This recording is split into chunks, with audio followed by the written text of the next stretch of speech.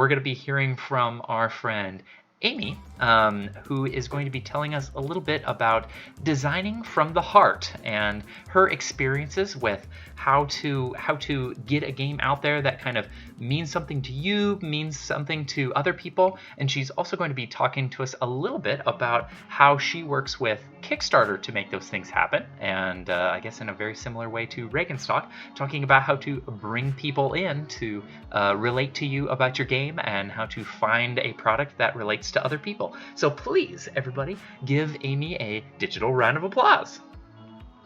Hi everyone, thanks for having me. Thanks for being here. My name is Amy Baio. I run Pink Tiger Games out of my home in Portland, Oregon. I make You Think You Know Me, a conversational card game, Flatter Me, a compliment battle card game, and coming out later this year, my third game, Rabbit Rabbit, a game of superstitions. And P.S., this amazing logo that I love so much is by someone we all know and love, Marlo Dobb. I make sweet, kind games to help people to feel seen and heard. I've been a massage therapist, a personal trainer, and to my surprise, I became a game designer, which is the best job ever that I could ever dream up. And I kind of did daydream it up. 4 years ago, I had an idea for a game called You Think You Know Me. I was inspired, and I still am really, by all the assumptions we all make each other because of what we post on social media. We all think we know so much, but we all have so many stories to tell that will never be tweeted or Instagrammed. I find everyone extremely fascinating, and I love listening to people tell their stories or even just hearing quirky bits of their personalities. And these are just some of my favorite things in the world. So my idea was to make a game that would tease out these stories from people and keep you guessing like people do because we're all so mysterious, really. I began by writing in the Notes app on my phone, pages and pages, first of subjects, and then they graduated to sentences, all starting with I know, because I knew that would be the definitive phrase for each card of the game. And later I would write these all down by hand on hundreds of note cards for editing and for playtesting. Like, I know you prefer vanilla or chocolate. I know if you dedicated your life to saving one animal, you'd choose blank. I made a variety of cards with either or options and fill in the blanks as well. While I was writing, I drew inspiration from everywhere. I was obsessed with the 36 questions that lead to love, the article from the New York Times. I was also obsessed with the Proust questionnaire, and I love reading the answers to everyone I can find. I read tweets, Instagram posts, endless articles, and even the comments. I looked everywhere to find what people were talking about. I wanted a mix of hardballs and softball cards, from food preferences to mental health and deeper life things. I wanted to make it also as evergreen as possible and as timeless, and so nothing too current or too pop culture-y. That way I hope not to exclude any age groups, and however there is a Tinder card which may or may not age well. Also, it was very important to me that I make games that were inclusive, games that made everyone feel that they belonged. So to me that means no exclusionary language, no assumptions about your age, race, gender, sexuality, or physical ability. And I wanted games that were easy and quick to learn, with flexible rules and gameplay, even letting you change up the way you play, however you like. I wanted to try to create the experiences I was longing to have. So there are only two subjects I don't touch. I completely stay away from parenting, and I try to avoid focusing on personal appearance. In my experience, both of these subjects are just deeply personal, and they can cut people deeply and quickly, and wounding of any kind just isn't okay with me. So I've stayed away from those things. While I was sitting with this concept, I had a very clear hope in mind that people would put down their phones and see what they really knew about each other, plus learn new things about each other. And the truth is, I learned so much in the process. While playtesting, I noticed that everyone, from my youngest nephew to strangers playing in a noisy bar, when they were playing You Think You Know Me, they were really listening to each other, truly paying attention, looking each other in the eye. And the 36 questions that lead to love I mentioned earlier, this is one of the directions of the challenge, but I hadn't given this direction. It just had happened naturally. I was also influenced by my interest in the top portion of Maslow's hierarchy of needs, being available in gameplay, needing to belong, to be loved, to be accepted, especially by family and friends, and extending that thought to community connections and, of course, definitely romantic attachments. How could I bring feelings of safety and mutual respect to games? My answer slowly became clearer. If you fully show up to listen and to communicate at the game table, you will most likely make positive connections and memories. Seems like a tall order for games. I mean, maybe, yes, but what if the games and the people who sat down to play them made this happen for themselves and for each other? So I set out to create within this framework. So after a lot of playtesting and design, You Think You Know Me, a deck of 500 cards to playfully test how well you know the people around you, was ready. I had a game I believed in, but I didn't have a publisher, and I didn't know how to pitch, and I certainly didn't have a clue what people like in game power positions wanted. And as a first-time game designer, that really wasn't an option anyway. I just had loads of hope and a complete prototype that I had experienced positive playtesting with friends, family, and some strangers. And I carried that one prototype around with me everywhere, even to the gym, to show anyone who was interested. And unlike ideas that I had let go of in the past, this game and the dream of making more games had immediate roots and wings. I was focused and I had to try. I really liked You Think You Know Me, and I thought it was a good game, but I didn't know if anyone out there in the world would care. If games like this were out there, I hadn't seen them. And was this a thing that was missing? I only knew at that point that if I didn't do it, I would regret it. And probably think about it forever, especially after those first rounds of playtesting, making my heart burst. It was so much fun, and I was so hooked. So, I launched You Think You Know Me on Kickstarter, truly not knowing what to expect. Well, people did care, and they got it. And the Kickstarter project was funded in 3 weeks with almost double my original goal. And now it's been 3 years since You Think You Know Me was released out into the world and has sold close to 11,000 copies around the world, which blows my mind. It's so awesome just to think of all of those games out there in the world. And in these past few years, I've witnessed and been told such affirming stories about You Think You Know Me, about it being a great icebreaker, and that the cards started conversations with new people that were surprising because they got more meaningful and deeper faster than usual. And from people who've known each other for decades, that they're hearing new stories and discovering opinions and preferences that they never knew. I think You Think You Know Me highlights that we all need to give each other room to grow and change. And sometimes we even get stuck in the same conversation loops with our closest people. So far, only one person has told me that they lie their way through You Think You Know Me, and that is with their kids, so the game will last longer, which is so funny. And I have to mention 2 marriage proposals. 2 couples have reached out in the past to tell me that they give some credit to You Think You Know Me for the bonds they created early on in their relationships that led them to getting married, which is so wild.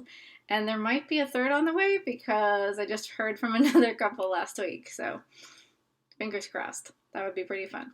And a DM from a mom with a son who experiences autism who reached out to tell me that You Think You Know Me helped her son communicate to her that she had been making too many assumptions about who he was and what he was capable of, and that this changed their dynamic and their relationship for the better. Absolutely beyond anything I could have ever hoped for. And so, I wasn't going to stop there. The ideas were coming at me fast, and while working on You Think You Know Me, I had so many more game ideas. So I went to work on Flatter Me. Flatter Me is a compliment battle card game. And officially, Flatter Me wasn't a game at the start, but a tiny deck of cards I called Short Stack. They were little tokens of affection to give to friends. I made these in 2016, and I wrote each card by hand and placed them in little cellophane envelopes in packages of 10. Short Stack cards were inspired by the texts between my friends and me, a little band of misfit hype squad Portland buddies, and I credit those mood boosting messages for what would become my compliment battle card game, a game where you compete to give compliments. I designed Flatter Me to be played like the classic card game of war, which I first pictured as a fast paced but still sincere compliment throwdown. Each of the Flatter Me compliment cards is designed to work outside of the game as well, just like in Short Stack, either to be given away as individual gifts or tokens of affection, tucked into a greeting card, or left somewhere surprising for a loved one to find. And it's also made to be an affirmation deck to keep, near you on your desk or bedside to help pick you up in dark times. And there are 250 cards, and the art is by local Portland artist Ashley G. And compliments can be really tricky, right? For so many of us, it's really hard to both give and to receive them. And I thought making it into a game might help. Because I don't know about you, but a little validation in a compliment form can go a long way, and I know I really, really need to hear them sometimes. While playtesting, I was surprised to see it take on a life of its own, as projects often do once they're out in the world, which is very exciting. I remember I was expecting this fast gameplay, but the experience of giving and receiving compliments really forced people to slow down and to think and read each card deliberately and thoughtfully to each other, and giving each card in this authentic way and meeting people where they were at was lovely. Seeing it happen made me tear up multiple times, and by this time you probably have guessed, yes, I'm a crier. All these things make me cry. It's so cool to see people connect over what you've made. Once in playtesting, I watched one guy play with his mom. He kept sincerely giving her compliments over and over again, and she kept refusing them over and over again, saying she didn't feel that way about herself. But seeing her having a hard time accepting these compliments, but hearing them from her son, and she kept thanking him for seeing her in that way, it was really powerful and really beautiful. So again, I went to Kickstarter for the launch of Flatter Me in March 2020. At the beginning of a global pandemic. I've been planning this for months and months, and it was agonizing to push go. But once again, I was lucky enough to see it hit its goal, and it shipped out to all the backers in early September last year. And it's available now, which feels like a miracle, especially because of this past year. The response to Flatter Me, especially now with the collective heartbreak we've all been through, has been sort of like water in the desert. We've all just desperately been missing our friends and family for so long. I have heard on repeat, everyone needs this game right now. So I ended up in quite a few holiday gift guides, including one from Alicia Silverstone, which was really exciting. And Danny Lowe from Pandasaurus, she put compliment cards into her Palantines that she sent out to game industry folks in February, which was so lovely. And Eric Slauson, who is the designer of Monstrosity and Tattoo Stories, tweeted that playing Flatter Me was the most romantic game experience that he had ever had, which was so, so sweet. One of my favorite things quite a few people have told me about both You Think You Know Me and Flatter Me is that even though they themselves are admittedly hyper competitive when playing games, that they don't care if they lose, that there's no you beat me sort of mentality and a letdown feeling if you don't win, because the games make them feel good. So win or lose, it just doesn't matter. And Rabbit Rabbit is next. This is my third game. This is Rabbit Rabbit, a game of superstitions, which was funded last month on Kickstarter and will hopefully be arriving later this year. Everything is so uncertain. I'm so excited to see this trivia game get out there in the world. It's the largest research and writing project I've ever done, and I've always been fascinated by myths and magic and folklore and superstitions, and my research confirmed that since the beginning of time, everyone has been looking for meaning and wishing on stars and doing whatever they can to get some comfort in this very uncertain world. So Rabbit Rabbit was imagined, created, play-tested, funded and now is being produced all during all of this, all during quarantine and the pandemic. And it really helped me feel connected to everyone during such a disconnected time. So very grateful for the Rabbit Rabbit will be out in the world soon. And the art is by Kirsten Holiday, a local Portland tattoo artist. If you know of her, she is amazing. So Pink Tiger Games. I'm inspired to keep creating with elements of self-care, and I hope people feel seen and heard while playing my games, and that they can build feelings of self-worth and validation.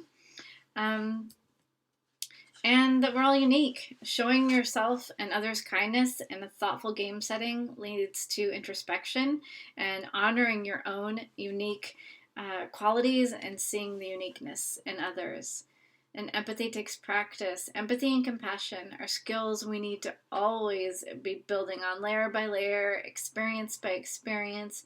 Being an active participant for yourself and for your relationships helps us recognize we are all so complex. There's so much to discover about ourselves and each other all the time. To be curious. Remaining curious and open because we all change in big and small ways all the time. So we can be careful with our assumptions. There's so much we don't know, even when we think that we do. And it always comes down to approaching people with kindness and with love. And magic. A good game to me makes space for an experience where you lose track of time and you're immersed in that magic space where everything else falls away.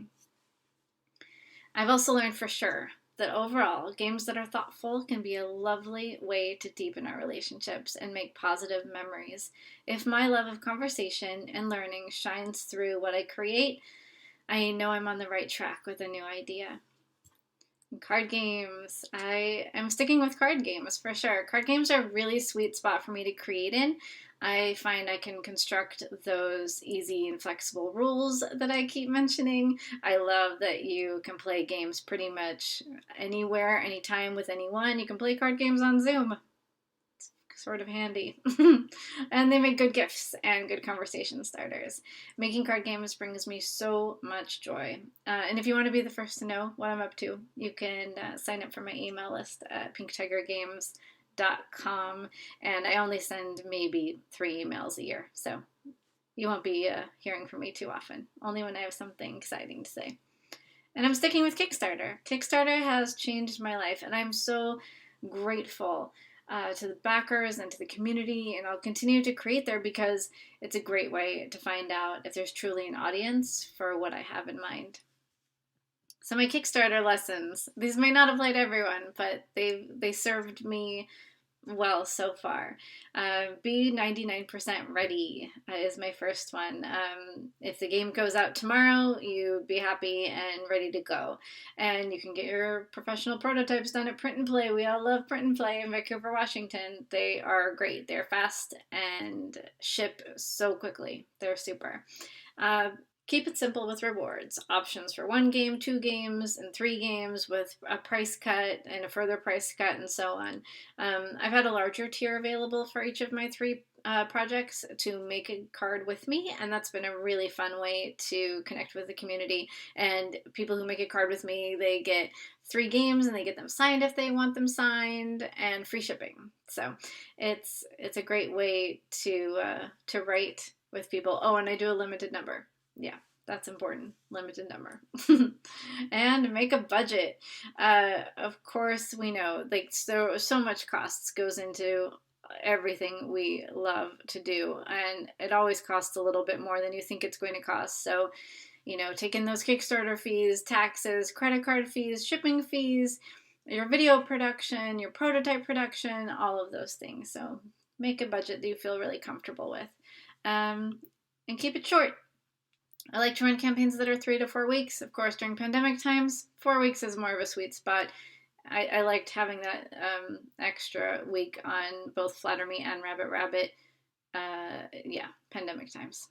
Gotta adapt.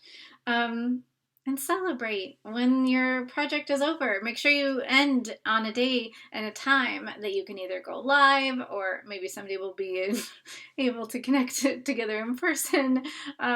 Go on Instagram, go on Facebook, go on Twitch, go somewhere to celebrate with your community. You all deserve it. Your project deserves it. Your community deserves it. It's a lovely way to connect and like count down the end of those last few seconds of the project and see backers come in. It's a really, I highly recommend. I've had a very nice time doing that.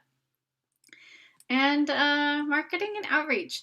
So I did not make a line sheet until last year, which seems bonkers to me now, because line sheets are really important. You can Google the basics of a line sheet, but you need them. They should have your wholesale price on them, and your dimensions, and your UPC, and etc., etc. A nice photo or two. And yeah, you need one of these. And change them seasonally if your prices change or they just need an update. It's a great thing to have a line sheet at your ready to send to stores.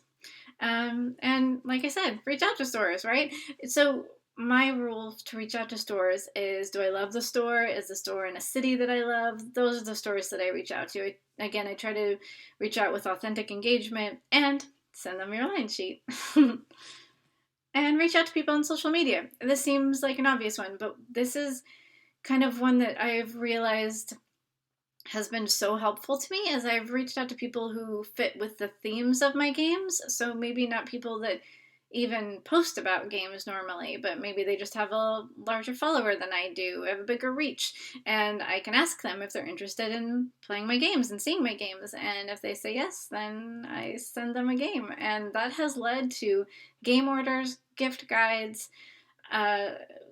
articles about Pink Tiger games. It's been a really, really good thing to do. And so it's good to have a press release. I do write a press release for each project that I do.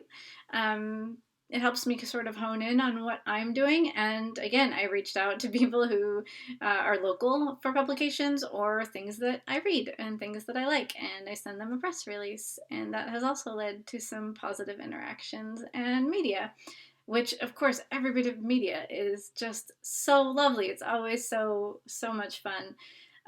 So yeah, write your press release and keep it handy. So that's me. Thank you so much for having me. I encourage you to make the things you want to make, because your original voice is so important. I told myself for years I shouldn't or I couldn't, and I'll never ever do that to myself again, because it's radical to believe you can make what you want to make in any space that you want to make it in, and to do it and make the thing you want to see exist in the world, because someone will love it. And I'm here if I can help you in any way. And if I can't help you, I'll direct you to someone else who can help you. My DMs are open. So thank you, PIGSquad. You're the best. I miss you all so much. I can't wait till we can be together safely again. And just thanks for having me, and thanks for listening to me talk about Pink Tiger games. Thank you so much. Clap, clap, clap, everybody! Yeah, and thank you, Amy, so much. Yeah, it's fun to be able to talk about how people approach their games and their projects and their learning and everything like that, and to be able to like really take a deep dive with the process of your games and how they came about and how you tested them, and that full circle is also so important too, right? Like being able to hear that, even just, what did you say, chat, like a couple weeks ago, that you had heard from people that that Flatter Me had been an integral part in kind of just like kicking off a relationship, whether that's platonic or romantic. Like that's very, very special. That's so cool. And I think, again, a very good example of why games can be for everybody and from whatever angle. And Amy's right, just go for it. If you want to try this stuff, it's something you should jump into. And obviously, from I said this before, but hearing from everybody tonight, sounds like we're getting a really good perspective on like how people are starting out with all of these topics that they know enough about to give a presentation on, but also they're talking about their previous successes, and they're talking about where they're at now, and everybody's just getting started too. It's so cool. We had a couple questions in chat. somebody had asked about like what purpose a line sheet serves and how to like kind of look more into that. And that is about selling to wholesale accounts. So something to consider, especially when you're talking about a physical product. Actually, I've got I guess we just saw this, but I've got Amy's website up here, the pinktigergames.com, if you want to go check that out. We had another question about how Amy likes to pick the artists for her projects. She says that she likes to ask artists that she loves. Kind of a simple answer, but being able to try to draw what she wants out, or kind of like create that mood board and have somebody see it and resonate with it is important. She had mentioned that the box design for Flatter Me came with that idea of a box of chocolates or something like that, which I think is a really important kind of like thing to assert and consider as you're mood boarding and everything like that. Like it's easier and easier now to follow artists on Instagram and Twitter, and to just follow people, like people's stuff, engage with them, and start to get to know them just by seeing their work and getting familiar with people. So that's I assume that's how those relationships kind of went full circle to somebody making the art for Amy's games. And let me see here. I had another question. Oh, another question about how many press releases to send out. How I guess a poor way for me to say it is like how hard to try with those kinds of things. Amy had mentioned trying not to be too invested in the outcome, but to kind of like cover your basis. I mean, especially with the great work that Amy has done on Kickstarter, it's usually helpful for people to be able to have a baseline to be able to talk about your game and have a story that way. But then if your goal is to get the game out via Kickstarter and to hear these stories from people and everything like that, then yeah, I think what Amy's saying here about not being super invested in that outcome is probably a really healthy way to thinking about it. I actually just realized too, there's another relevant talent talk that was given recently about kickstarting tabletop games, and I don't remember who asked the question, but whoever's interested in pressers, our friend Evan had given a talk on kickstarting your tabletop game, and there's a lot of good advice in there about producing prototypes to send to reviewers so that you have reviews when your game is ready to go live on Kickstarter. There's all sorts of ways you can do that. So anyways, really, really cool. Yeah, and Amy's also chiming in too. I think another thing extremely important here is not being afraid to ask, especially if you know somebody. Again, I'm saying this over and over, but that's kind of what PIGSquad's about. If you know somebody who has been written up at a site before, or if you're just paying attention to people who you're fans of on social media and engaging with what they're working on, and if you can know them well enough to reach out and say, hey, can you introduce me to somebody who can write a presser about this or anything like that, all those kinds of things are really, really cool. But yeah, anyways, thank you so much, Amy. It's really, really helpful to be able to look at games from those different perspectives and see that kind of like full scope on design, and that kind of that journey from just starting out and thinking, can I make a game, to as I had mentioned in chat a second ago, wow, like your website's got 3 products on it. That's pretty special. That's like a really exciting milestone. Even though Rabbit's not out yet, just having that stuff out there is really, really exciting. And side note, I have to comment on how your presentation, of course, Pink Tiger Games, but talking about how your presentation was very pink, and it just kind of like matches the aesthetic of PIGSquad. Got to do that. Very, very excited for that one.